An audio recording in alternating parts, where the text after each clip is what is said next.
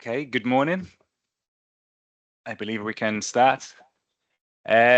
Distinguished guests, dear participants, good morning. It's great to see you here in person, and good morning to the participants online. Welcome to this side event organized by UNICRI and Penal Reform International. We're grateful for the sponsorship of France and Japan. And it's great to see you here. My name's Matthew. I'm an associate expert at UNICRI. I will be moderating this event, and we have a great list of speakers today to discuss the key insights and findings from the study, and also discuss best practices and examples from different countries. And we will have space also for a Q&A at the end, also from online participants that are joining today. So without further ado, I would like to welcome Leif Willitsen, Acting Director of UNICRI, to give his opening remarks. Thanks a lot, Matthew. So, Your Excellencies, ladies and gentlemen, dear colleagues, dear friends, it's an honor and a pleasure to welcome to this landmark event organized by UNICRI, United Nations Interregional Crime and Justice Research Institute, and the Penal Reform International (PRI). At the outset, I would like to extend my thanks to PRI for their excellent partnership and collaboration on today's event and the research that we are presenting here in a second. I would also like again to reiterate and express my deep appreciation to the mission of France and Japan for the valuable support in making this event possible. We are grateful for your co-sponsoring this event and for your long-standing commitment to our missions and activities. I thank you all. Today we gather to explore critical and often overlooked issues, how prisons, institutions that reflect the core of our justice system, can also lead the way in sustainability and rehabilitation.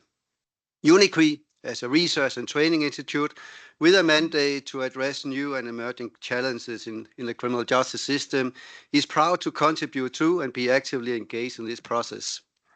Climate change and instability are not just environmental challenges. They are catalysts for transnational crime and human rights vulnerabilities. These threats amplify existing inequalities and create complex risks. Against this backdrop, UNICRI and PRI are unwavering their commitment to crafting policies that advance humane, environmentally responsible, and impactful correctional system. This mission aligns directly with Sustainable Development Goal 16, promoting peaceful societies, inclusive justice, and accountable institutions. As you probably know, in May 2024, we took a bold step. UNICRI and PRI took a bold step forward by launching the research initiative exploring the intersection of environmental sustainability and rehabilitation in prisons.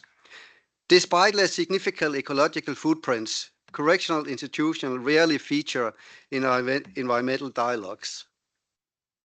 This initiative has been about changing that narrative, investigating how sustainable practices can be integrated into the prison system, not only to reduce their environmental impact, but also to enhance rehabilitation opportunities and, by extension, drive broader social and ecological benefits.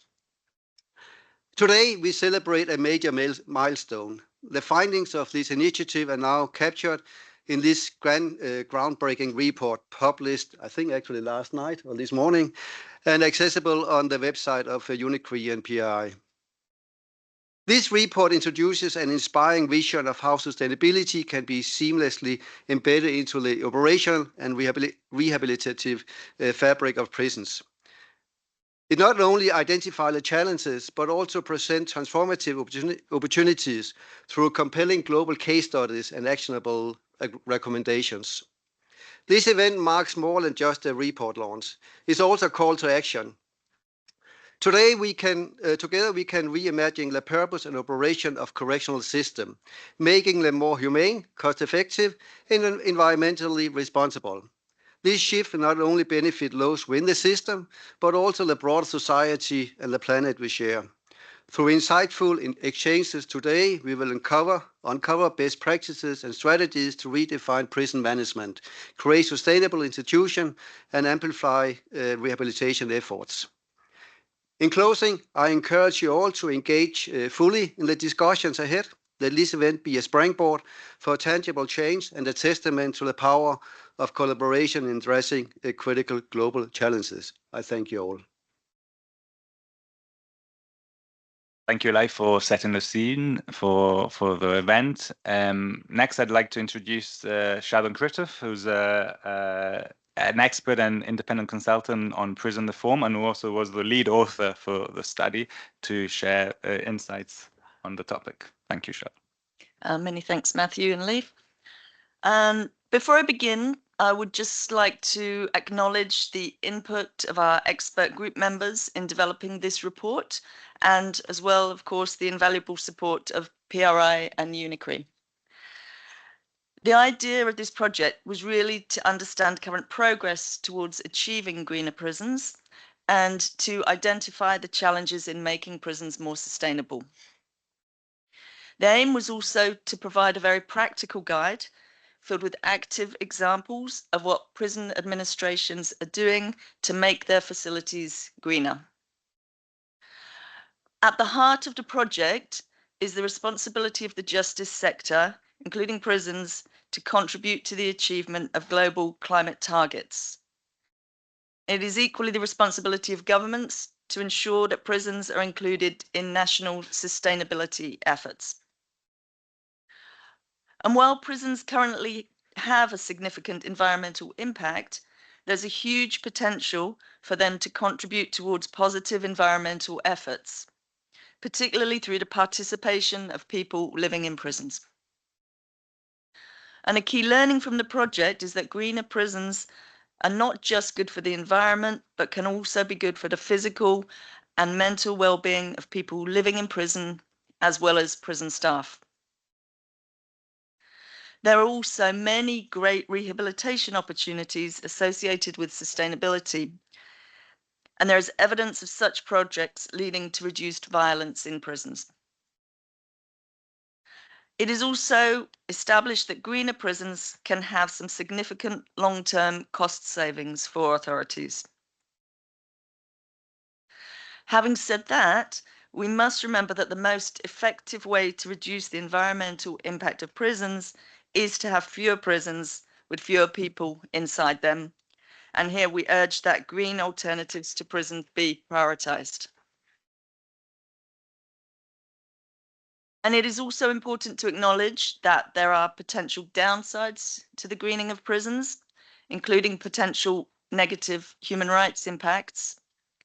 And the risk of greenwashing is also very real. And our report tackles these issues up front.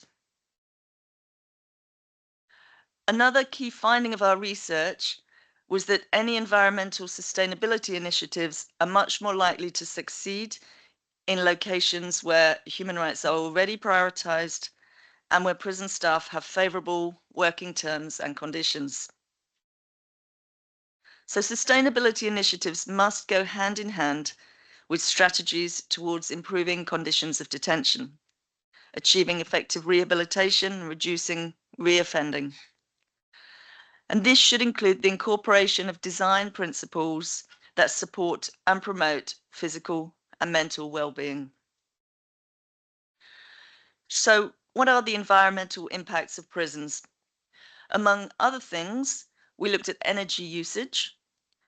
And like all large institutions that hold many people, prisons have very high energy usage, including 24-hour lighting and security operations, is often combined with old, inefficient lighting, heating, and poor insulation.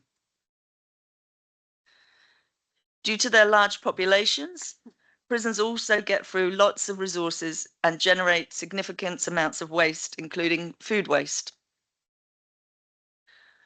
Prisons also use huge amounts of water, and it is clear that water use can be better managed in many facilities. Prison transport can be carbon intensive, particularly where facilities are in rural and isolated places, in taking into account prisoner transportation, as well as supply chains of food and other goods. We also considered the potential environmental impact from prison design and building construction practices. So what can be done differently? Firstly, it is important to be clear that each prison system or specific prison should do what it can towards environmental sustainability. And this means that while some prisons may be able to move towards full sustainability, others may be able to make much smaller changes, but these changes can still make a significant difference. The report has positive examples from all over the world, demonstrating that changes can be made even where financial resources may be lacking. Indeed, some of the more trailblazing examples we found were initiated to tackle resource deficiency and to encourage resource self-sufficiency. It is important to note that projects that promote environmental sustainability can also enhance the resilience of prison systems, and this can be particularly important in fragile and conflict-affected settings. We identified a number of strategies that are being used in different countries, including looking at policy and institutional commitment, including embedding sustainability principles into policies and operations, establishing sustainability teams and training prison staff on environmental practices, and engaging external experts and stakeholders to provide technical guidance. One of the examples we found of this is in Kenya, where a new rights-based greening framework for the entire justice system was developed in 2024. And the reason we wanted to highlight this example in particular is because prisoner rehabilitation has been placed firmly at the center of this strategy. Other important measures include gaining institutional community support for greener prisons, including the engagement and commitment of staff, as well as people living in prison. Taking the local environment into consideration in all aspects of prison operations, and considering sustainability, rehabilitation, and well-being together, including through human-centered and trauma-informed design.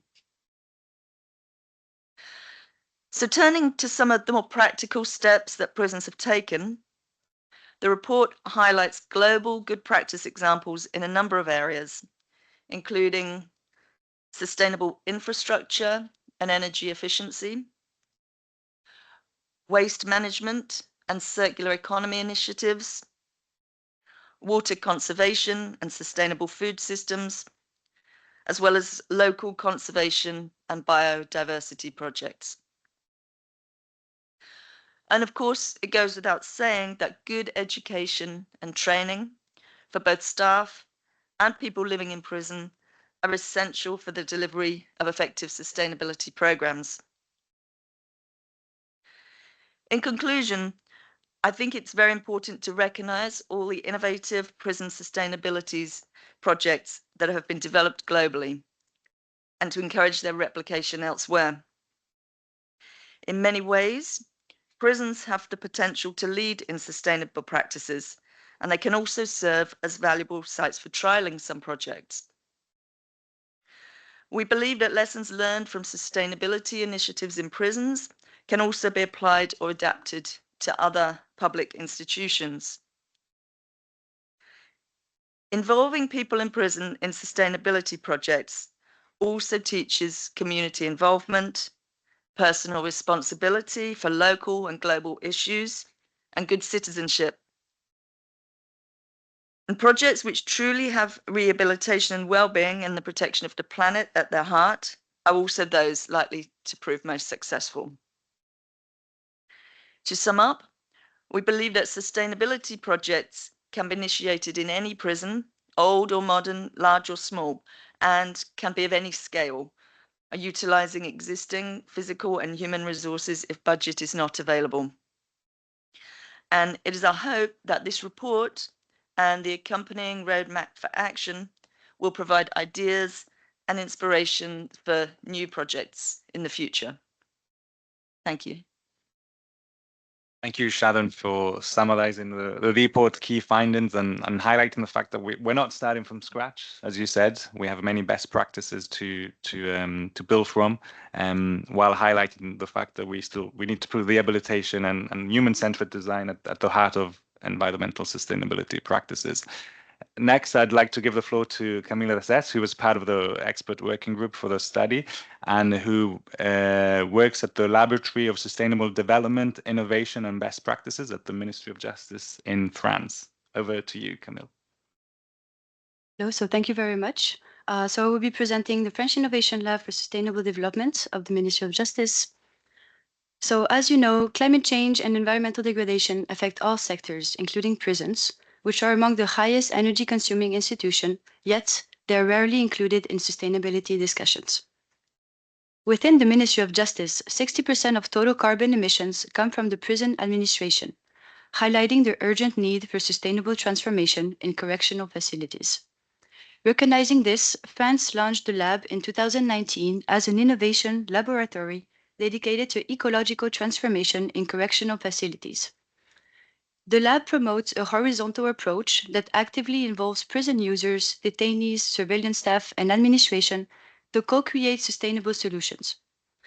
This participatory method enhances both environmental impact and social cohesion within prison settings. The lab works to mitigate the environmental footprint of prisons while improving living and working conditions for both detainees and staff. So what exactly is the lab? So it is an innovation hub within the prison administration focused on sustainable development and climate adaptation. Its key mission is to implement strategies to reduce emissions, optimize resource use, protect and restore biodiversity, and increase resilience to climate change. It works as a dual structure. Within the central administration, it plays a role of coordinating ecological transition across key areas like real estate, budgeting, catering, and facility management. On a local level, it works on implementing a network of ecological transformation advisors in regional services that support facility-level sustainability initiatives. So how exactly does the lab create impact? In terms of energy and resource efficiency, the lab is dedicated to improving and promoting renewable energy sources such as solar energy, as well as promoting waste reduction, food waste, and responsible resource management. In the context of climate resilience and heat adaptation, our mission includes leading global foresight projects to imagine and explore possible alternative futures of the French prison estate. Our mission also includes monitoring temperatures and humidity in detention areas to develop strategies for heat adaptation. Implementing nature-based solutions is also one of our projects, such as green spaces, tree planting, and cooling infrastructures to counter rising temperature. As for sustainable food and agriculture, we are committed to raising awareness among the staff in correctional facilities to reduce food waste and optimize food sourcing. We also conduct food waste audits and explore alternative protein sources. And we also pilot urban agriculture within correctional facilities. Concerning sustainable mobility, our lab has installed bicycle shelters, introducing electric bikes and developing charging stations for electric vehicles to reduce carbon emissions.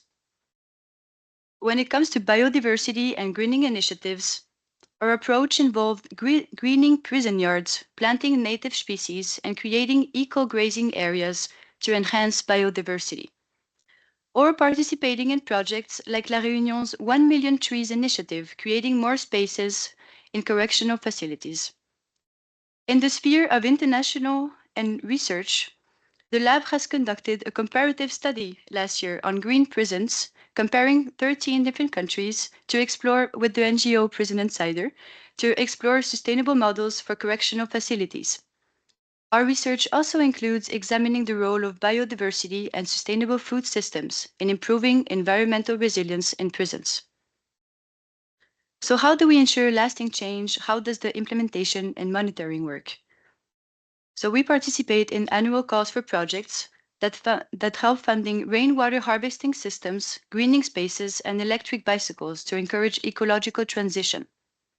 We also use what is called the self-assessment tool that helps facilities track their environmental progress and identify areas for improvement. We also work on training and raising awareness, providing sustainability education for staff and detainees through workshops on climate risks, biodiversity, and ecological transformation. So what are the next steps for the lab? The lab has embedded ecological transition in prison policies and received national and international recognition. Moving forwards, we aim to expand sustainable food systems and biodiversity research, scale up green infrastructures and energy efficiency initiatives, reducing carbon footprint across the French prison estates, and strengthening international partnerships to exchange knowledge on prison sustainability models. To conclude, we would like to make a call for global action. We believe that prisons must be part of global sustainability efforts. We also believe that developing a unique approach for reducing carbon footprints and improving resilience across the prison estate is needed. Collaboration is key. By sharing research and solutions, we can create a more sustainable and human penitentiary system worldwide. Because climate change is no longer a distant threat, it is already upon us. Now is the time to act. Sustainable justice is not just an idea, it is a necessity. Thank you. Thank you, Camille, for highlighting the great work that the lab is doing, and we very much look forward to working with the lab as well in the future. Next, I'd like to give the word to Alessandro Pastina, who works as a civil engineer for the Italian Ministry of Justice, who will highlight some best practices for that he's been working on. Alessandro, over to you. Thank you, Matthew. I speak about water saving application prison system, reducing water consumption and using more sustainable energy sources, focusing on how to save water through raising inmates' awareness and how to increase energy efficiency about water supply and hot water production. Next, please.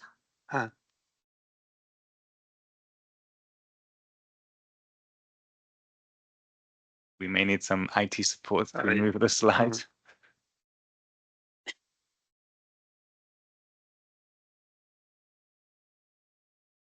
Okay. Okay. We have started a project in Bari prison, in Puglia region,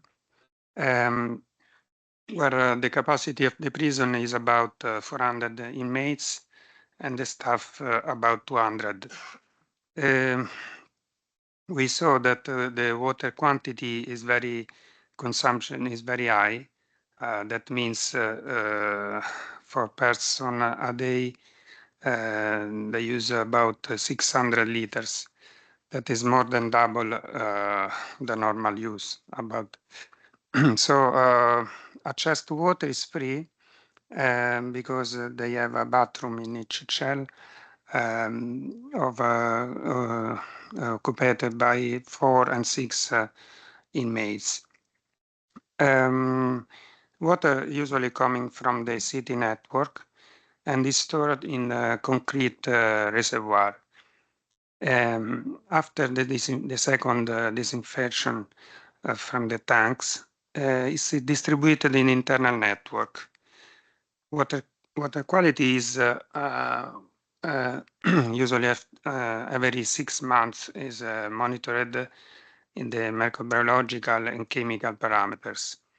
And we see that making user aware of water quality test make them more likely to drink tap water rather than buy bottled water, resulting in single-use plastic containers reduction. Next, please. Water is have different uses, like drinking, personal hygiene, and dish washing clothes, and that should be drinkable.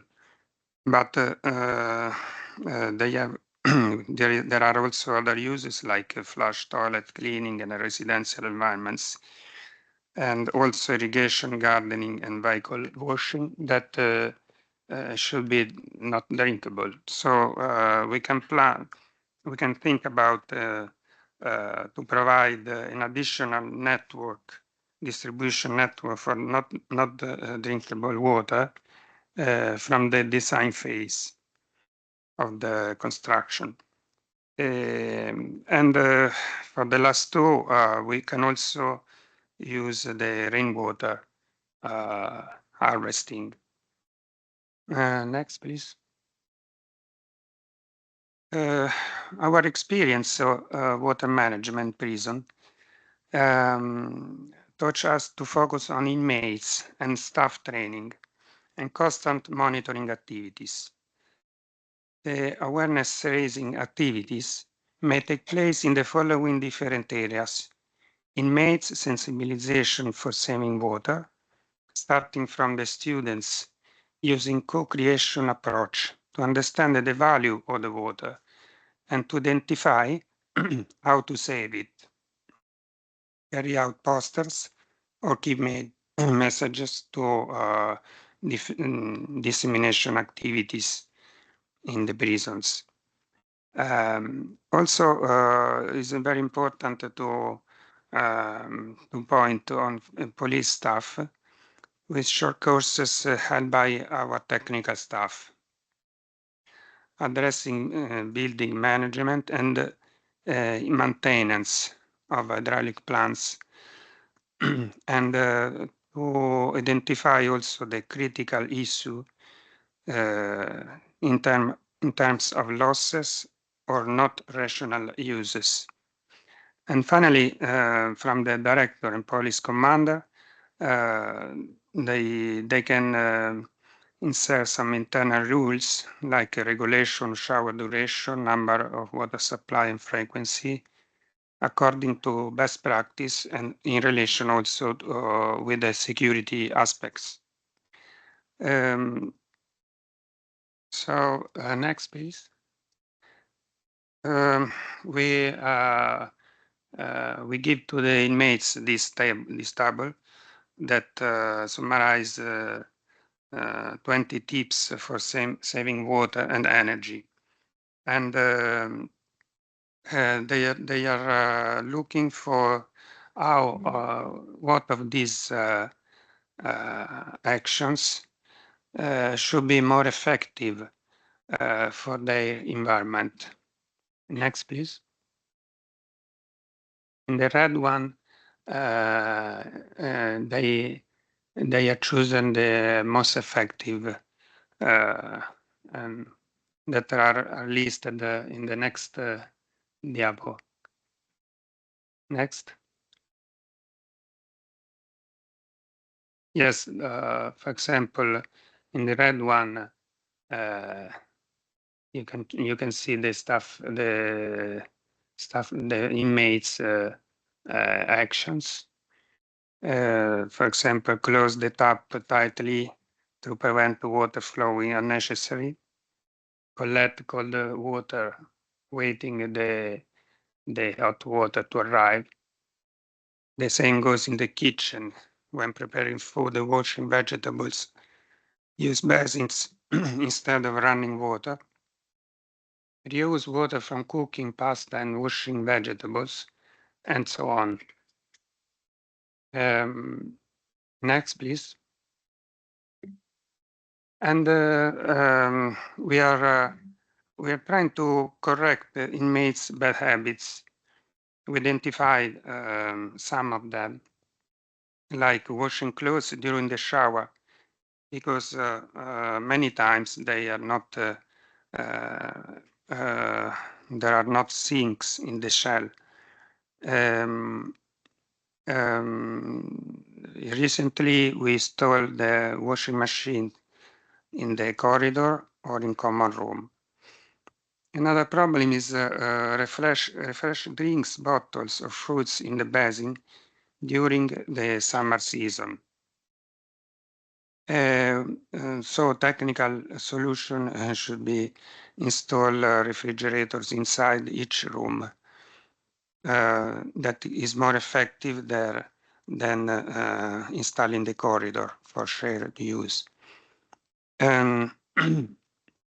Another problem they identify is leave taps open in the kitchen or in the toilet of the cells. This is like a protest action. So they are being aware about wasting water harms the environment. Also for the energy needed to produce sanitary hot water.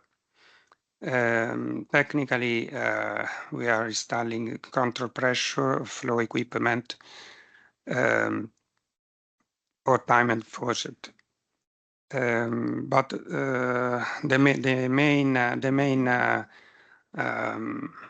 objective is to raise their awareness. So there are other example.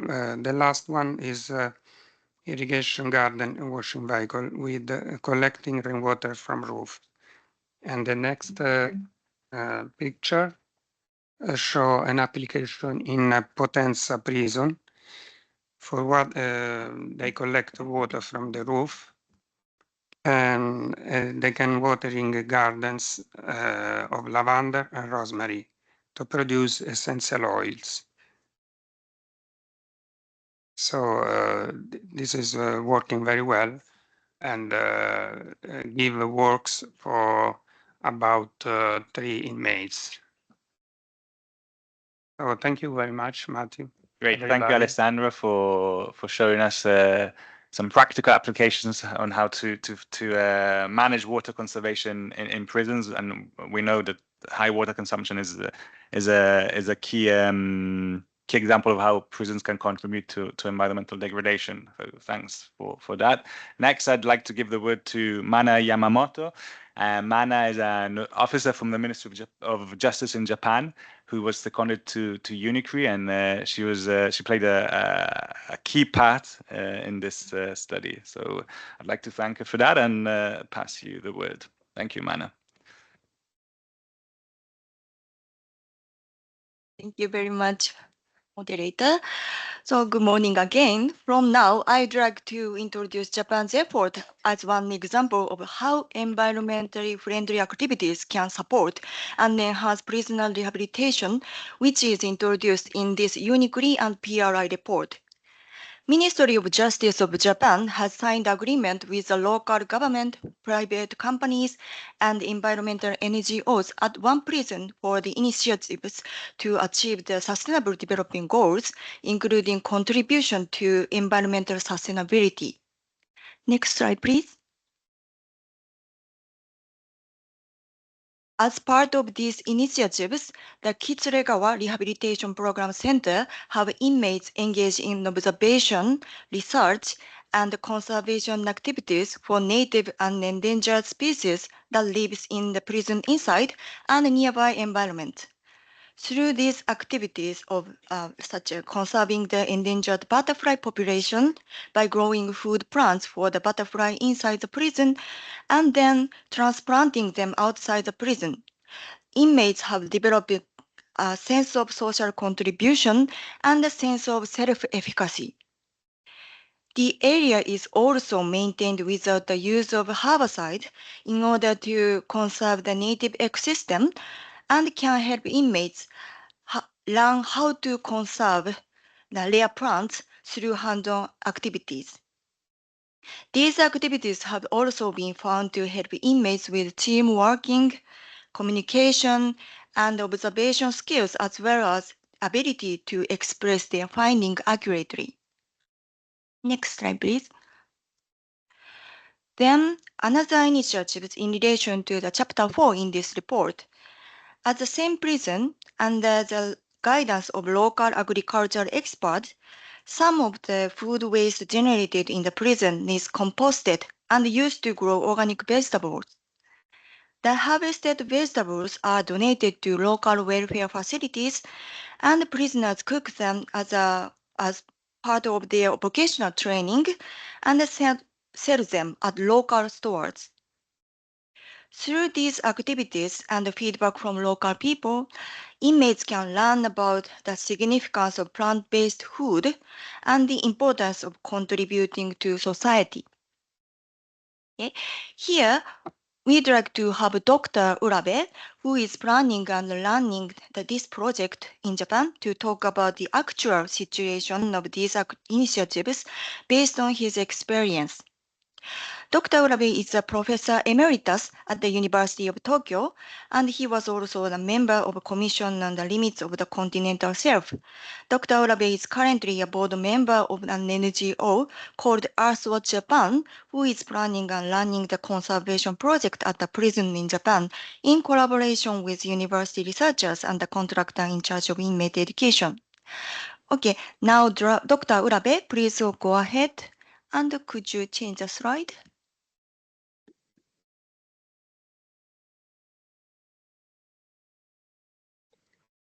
Okay, good morning. Next slide. Yes, the inmate who joined that organic farming program also attended the conservation of endangered species and at the same Kitsuregawa Rehabilitation Center. The program started in 2023, led by professors of plant ecology. The people in prison keep record of the observation and prepare botanical specimen as is shown in the slide. The grassland at the rehabilitation center is found to have an unexpectedly large number of rare plants. And total number is about 200, such as Ophioglossariaceae, which is shown on the slide, and which are not seen. Those species are not seen for decades in those areas. So the inmate noticed that there are no plants called weed. The observation revealed that even yellow wood sorrel, troublesome invasive Aryan species, cannot grow well among healthy grassland vegetation. Next slide, please. Yes, at the end of that course, we had a presentation workshop, which is first at the workshop, Professor Kurosawa, who led that project, gave an introductory lecture. And then each of the inmates is encouraged to give an oral presentation at the end of the course. In 2023 and 24, all participants, that means the audience, like prison staff, government officials, and journalists, were impressed by their positive response. Those inmates are contributing to the local communities through both the conservation and agricultural activity, as shown in the previous slide. And then prisoner actually explains his impression of the course at this workshop. And it is as is shown in the picture on the slide. And so the reaction was so remarkable, and the behavioral psychologists are now surveying the participants by questionnaire to assess the impact of such rehabilitation program. Next slide. I'd like to show some of the voices from that workshop.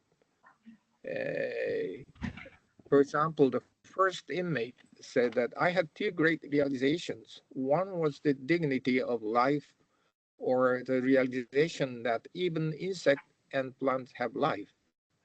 The other was a possibility of creating something new by looking at things in detail.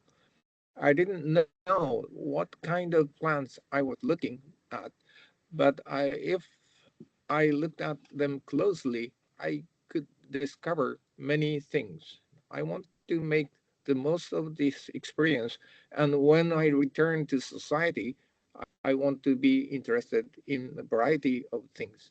The second inmate also showed their impression that I originally grew up loving nature, flowers, wild birds, and things natural. But I didn't realize how much I had forgotten until I joined this project. Now I feel that I'm regaining some of my pure feeling, or rather some of that part of myself. I hope that I will not forget this part of myself in the future. The third one, I looked at many different kinds of flowers with different shapes, smells, and places. And I wonder if people were no different. So I felt that I had some characteristics people would find me. I want to continue to live my life as a person who can be recognized. Those are the one of the few excerpts from those voices. And please, I'd like to ask Mana to conclude our presentation. Mana. Thank you very much, Dr. Urabe. So as you can see, it can be said that such initiatives demonstrate how environmentally friendly activities can support and enhance prisoners' rehabilitation. Thank you very much. Thank you, Mana and Dr. Rabe, for what I think was quite an inspiring case study, which really shows how green initiatives can support climate change, adaptation, mitigation, but really also promote the rehabilitations of people in prisons themselves. For those joining online, I believe we will drop a link to the report that's now live in the chat. And maybe to summarize some of the key lessons from the presentations.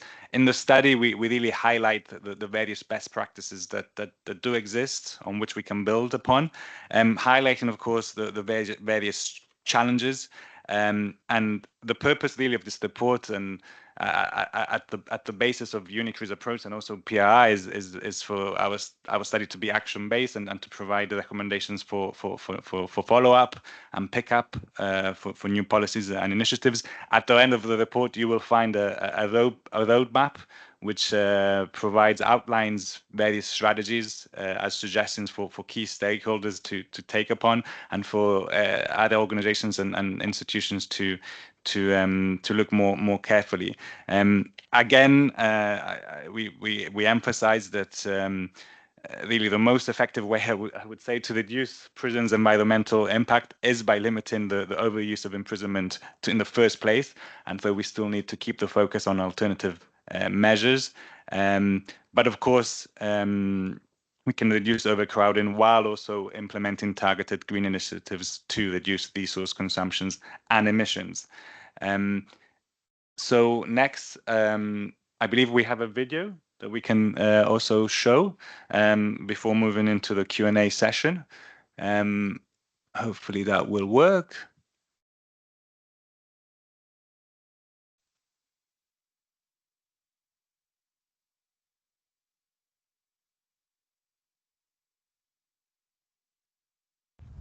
Her skal det vokse, gro og se litt overslept ut. Grunnen til at det skal være litt sånn overslept her med råtne kvister og greiner, er fordi at mange insekter lever av å bryte ned materiale, og de trenger råtent materiale for å finne skjuleplasser. Så det ser gjerne ikke så bra ut, men det er bra for insekter. This insect hotel was made by an inmate, and facilitating a habitat for insects is an important issue in the daily running of the 3.7 square kilometers of farmland surrounding Ona High Security Prison in the southwest of Norway. The prison farm cultivates potatoes, carrots, wheat, and barley, as well as a greenhouse with small-scale production of vegetables and herbs.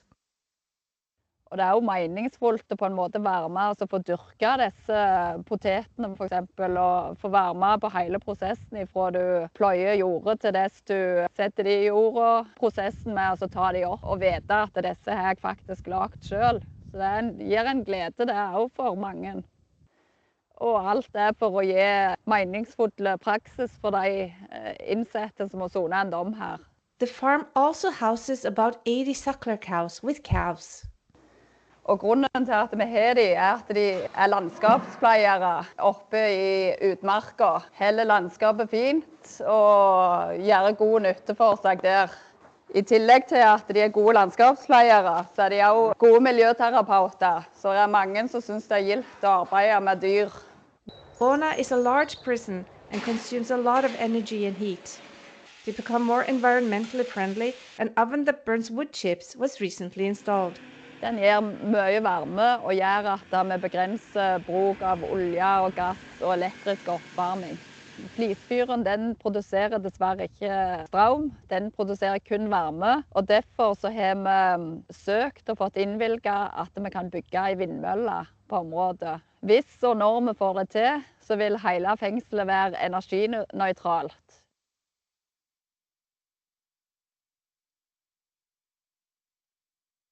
Great. I think it's always great to get the perspective of people with lived experience as well. And next, I mentioned the need to focus on alternative measures as well, such as probation and community service. I believe we have someone from joining online that would like to say a few words on that as well. Steve? Yes. Good morning. Hello, everybody, dear colleagues and friends. Thank you very much indeed for the opportunity to join you and to contribute. And can I just begin by congratulating PRI and UNICRI and everyone else who's been involved for what I think is this fantastically inspirational idea and for the report.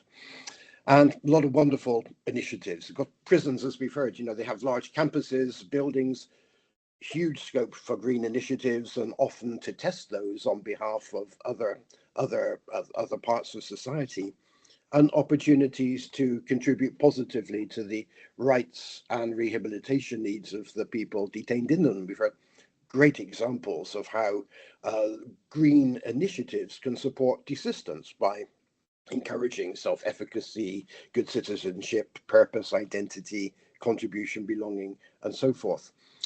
But yeah, what about the contribution of alternatives? And I'm so appreciative of the opportunity to say a few words about this. Well, first of all, I think we need to acknowledge that probation doesn't usually entail the physical infrastructure on the scale of prisons, but that's not really quite the whole picture, because, for example, halfway houses can be quite extensive. And in my own country, England and Wales, we have about 100 halfway houses, many of them quite substantial buildings. And in some countries, again, including my own, the number of people subject to community orders can exceed those in prison. I think approximately double the numbers of people working with the probation service as opposed to in prison. And as we've heard, and I would like to emphasize the point too, alternatives can help to reduce the numbers of people in prison, reduce overcrowding, and therefore the adverse environmental impacts of prisons. But probation organizations work with people at a number of different points in the justice system. And very often, quite a large proportion of the people that we work with are post-prison release. They're people on some form of license, some form of parole, perhaps. So there's an opportunity to follow through and build on to help to sustain the work that's done, the green initiatives that are done with people in prison, the skills that are gained, and so forth. And then we have the community sentences, and community service, I think, is a wonderful example of how we can work in the community on green initiatives. So if I could just flag, I think, 3 key areas. The first of those is to ensure that community supervision is organized as sustainably as possible in relation to physical infrastructure, the physical buildings and working practices. How can we design those so that they best meet green objectives? So, for example, locating offices and halfway houses close to transport hubs, ensuring energy efficiency inside buildings, and maximizing recycling opportunities. They're really obvious starting points. And secondly, how can we build environmental objectives into the supervision content?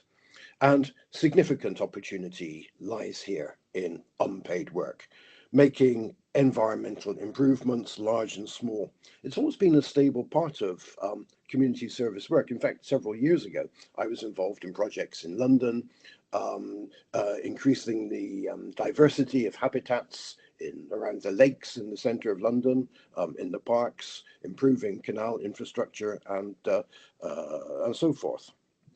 But perhaps one of the most significant, perhaps an obvious area, but nonetheless important for that, is tree planting.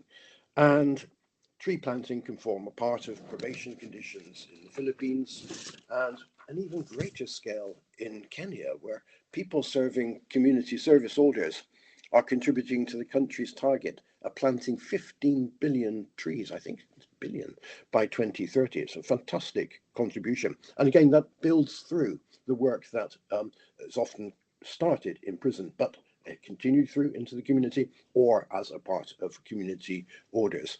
And Kenyan services have embraced the agenda so much that they speak of ex-prisoners and community service workers as future climate change ambassadors. What a wonderful idea this is. It's so positive.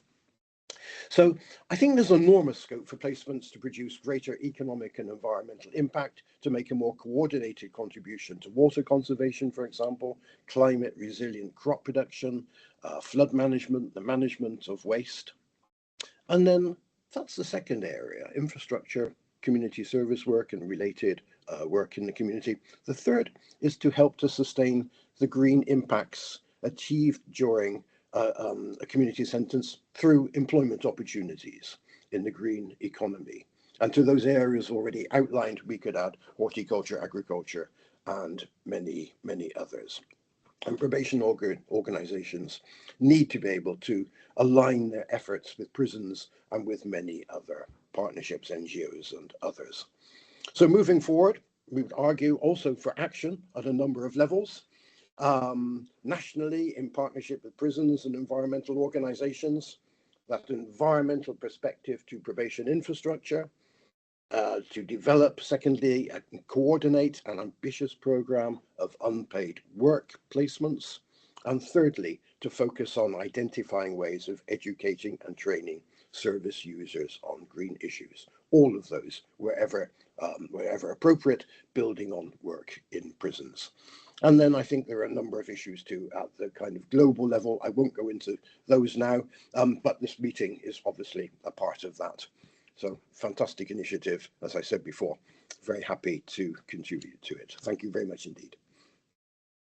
Great. Thank you, Steve, for your valuable perspective and contribution. We now have about 10-15 minutes for Q&A. I would welcome anyone online to type their questions in the chat. And these are questions obviously for our experts to answer to. Do we have any questions in the room, perhaps?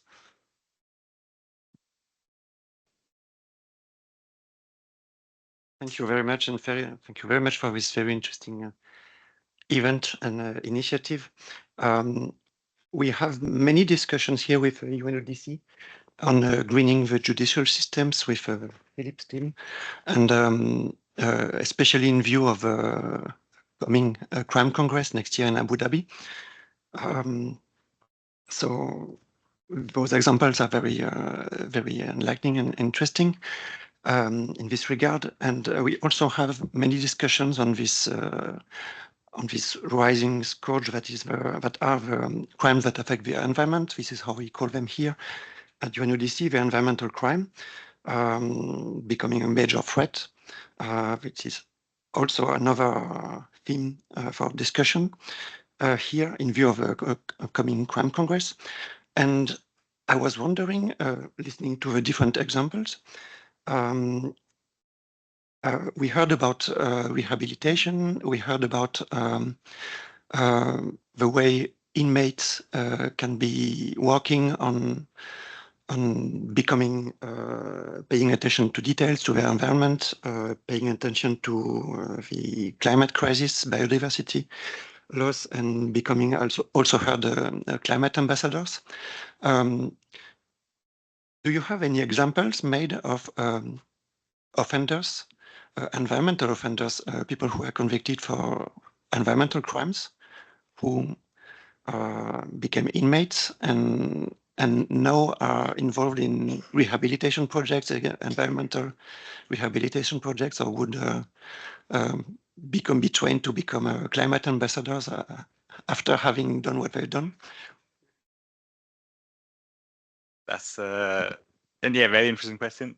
I don't know, Sharon, if I mean, no, we didn't come across any of those specific examples, but I mean, I guess on the flip side, there's also environmental activists in prisons who've been in prison for their activism. So I think, you know, it's an interesting area, but no specific examples.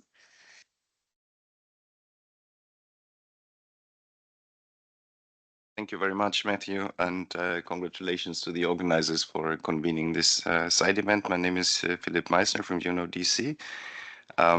Just to maybe also share with everybody that back in 2023, the group of friends of the Nelson Mandela Rules, together with our executive director, convened a meeting that was dedicated to addressing the impact of climate change on prison and offender management. And the meeting concluded pretty much with the message that Madame Raquette just reiterated, namely that the impact of climate change on prison offender management is real. It's urgent. Prisoners in many countries risk becoming the invisible victims of the environmental crisis. And most importantly, as Madame Raquette has mentioned, that prisons must be part of global sustainability efforts. I mean, just to share that as a result and as part of our technical assistance portfolio in UNODC, we have indeed increased our measures to invest in alternative energy supplies, to involve prisoners in respective skill acquisition and environmental education programs, to try to ensure continued food security, but also to strengthen contingency planning and disaster preparedness, in particular in those countries that are increasingly confronted with extreme weather events, for example. So, as was mentioned by Nicola, we are now in the process of developing a dedicated and more detailed handbook on enhancing the climate change resilience of prison systems, and we'll be very happy if the study that UNICRI and PRI are presenting today could benefit and further inform this publication as we go ahead. One issue or one note of caution, though, I would like to share is that we need to keep a very clear distinction between sustainability and environmentally friendly prison practices on the one hand, and the notion of self-sufficient prisons on the other hand. And this is something that we observe in some countries, that these two notions very often go hand in hand, meaning that investments in environmentally friendly, in green prisons, de facto too often mean that prisons become cheaper. Prisoners grow their own food. You save costs. And I think we need to maintain a distinction of environmentally friendly prisons that generate genuine rehabilitation benefits for prisoners on the one hand, and this risk of shifting towards making imprisonment cheaper by reducing the contributions a state needs to make when depriving a person of his or her liberty. So that was just maybe some reflection on what we consider an important difference. Thank you very much. Thank you. That was, yeah, I think very important point. And I think something that we also highlight in the report, that green initiatives should not just be about, cost saving, initiatives, but an opportunity to actually focus on rehabilitation and the opportunities that green initiatives can provide for that. And maybe on the point that Nicola raised, maybe an interesting area for another research. How can environmental crime offenders actually be rehabilitated themselves through green prison initiatives? Do we have any other questions in the room? We have one here, and then the second one here. Yep. Thank you very much, and thanks for this event. Very interesting. And my question is a follow up on what Philip was saying, and it sparked a question on for the report, whether the report addressed the differences of these practices between publicly run, state-run prisons and privately run prisons. We know that in some countries prisons are run by private companies. Is there a difference in there? Maybe. I can imagine that the issue of shifting from sustainability to cost saving is probably something that a private prison may risk more than the other one. Thank you. Yeah, I think, it's something we highlight in the report that, again, I was saying this shouldn't be, it can be cost saving, but it shouldn't be just about cost saving. And yeah, absolutely, we recognize that, some prison administrations may be more focused on the cost savings than the greening the prison. And it's one of the reasons that we make the point that one of the most important steps has to be for everyone to understand what is meant by a green prison. We've also, of course, raised concerns about prison labor. And also, like, when we talk about what is a green prison, and we've seen some moves towards intensive farming, that's being, people just assume, well, let's just grow more vegetables, let's just have more cattle. That's not necessarily going to be a green prison. It could in fact be the opposite. So yeah, I think is definitely a point in time that new green prison projects have to go in the right direction, which is why we're obviously cautioning around human rights protections as well. Thank you, Sharon. I think we had a question over here. Thank you very much. I work here at the Permanent Mission of Colombia. This is very interesting, and thank you to UNICRI, Japan, and France for this event. I wanted to ask if you, or how UNICRI can work with the authorities in the countries, because this is a very valuable information that I know that my authorities will appreciate. And I want to know how, or if it's in any way consider how to work or with directly with the authorities in some countries. If you are seeing this, if we can reach out to see how you can share this information, and maybe thank you. Sure, and yeah, I just want to emphasize that this also was a joint study, of course, with Penal Reform International. And of course, the process itself, involves setting up a community of experts that were able to feed into the process. And I think the intention is to keep this community as alive as possible and coordinate with other initiatives such as the one led by UNDC. And I believe, based on that, we want to keep the communication ongoing, so we can support with actual follow-up steps and technical advice and support as well. I don't know, Leif, if you want to add anything to that. Not really. I think that makes a lot of sense. I think in terms of the countries that and I think that was a question as well, how we actually interacted with the countries where as part of the case studies. Is that the question? How we can, after this report, then work with the countries. Okay, sure. No, but you're more than welcome, first of all, to get in touch with us. That's probably the best way to actually do it. And we would, of course, be happy to facilitate the interaction with the relevant countries. You saw a number of case studies here. For example, Japan and other countries were involved in the case studies. And of course, we can facilitate the contacts with the relevant authorities in those countries. Of course, we didn't do anything in this study that was not, let's say, coordinated with the authorities. So they're fully aware of the study, and they're fully the best practices that we presented in the different case studies, including Japan, Italy as well, I suppose, and other countries. So we would be more than happy to facilitate, of course, these contacts.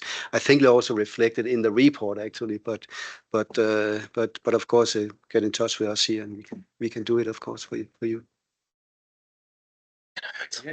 Yeah, sure. Just to give a practical example, the Department of Corrections of Bulgaria, with funding from Norway, is implementing now 2 pilot projects around greening their prisons in 2 specific prisons. PRI is on board for this project, looking specifically at the rehabilitation programs, making sure that any green initiative to be implemented is in line with international standards regarding rehabilitation programs, but also with a specific look into labor programs to be implemented in the future. These 2 pilot projects will then be scaled up at national level in Bulgaria as well. Just to give a clear example of implementing this guide in a specific country project. Thank you. We have time maybe there's one question online, maybe for Sharon. Did the study explore how non-incarcerated community members can advocate for green prisons? What are the opportunities for exchange and engagement? Yeah, there's some examples in the report about community involvement in green rehabilitation initiatives. And, we're clearly making the point there that this also it has positive implications for future rehabilitation, looking at how local businesses might also support green rehabilitation initiatives, and then be involved with people after they've been released from prison. There's plenty of good examples of this around the world as well. Great, thanks for that question and answer. I believe if there's no other questions in the room, I can give the floor to Jerome, who's Global Policy Manager at PRI, for his closing remarks. Thank you, Jerome. Thanks, Matthew, for the moderation of this panel. And on behalf of Penal Reform International, I extend our sincere gratitude to our co-sponsors, the Permanent Mission of France and Japan, and our co-organizer, UNICRI, for their collaboration in launching this guide on environmentally sustainable prisons. As mentioned today, prisons are often overlooked in discussions on environmental sustainability, despite their considerable ecological footprint and the opportunities they present as well for positive change, and remembering that climate change and environmental instability globally exacerbate existing vulnerabilities within prison systems, posing risks to the health and well-being of both people in prison, but staff as well. However, prisons can also be part of the solution, as has already been mentioned today. And this can be done by adopting sustainable practices. Not only do prisons mitigate their environmental impact, but they also contribute to broader societal goals. Now, this guide is the product of a dedicated research initiative exploring how sustainable approaches can be incorporated into prison management while reinforcing rehabilitation efforts. And drawing on international examples, country examples in the report, the guide showcases practical, often cost-effective strategies that yield benefits for both those in prison and the wider community surrounding the prisons. Now, PRI and UNICRI remain committed to advancing policies that promote humane and environmentally responsible prison systems. And this work aligns with Sustainable Development Goals, particularly SDG 16, which calls for just, inclusive and accountable institutions, and SDG 13 as well, which emphasizes the need of immediate action to combat climate change. Now, we hope that the insights and recommendations presented in this guide today will serve as a catalyst for reform, encouraging initiatives that enhance prison conditions, that promote rehabilitation and contribute to safer, more sustainable communities.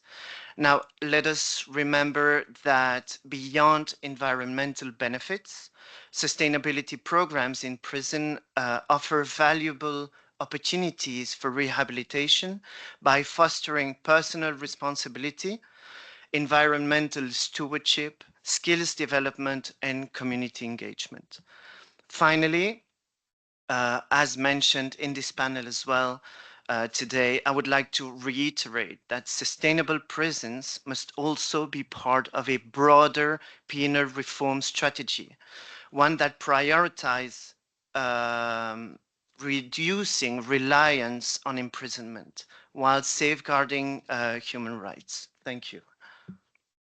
Thank you, Jerome. And I'd like to thank everyone again for your participation online and in person. And I hope to stay in touch with all of you. And thank you. Wish you a good day.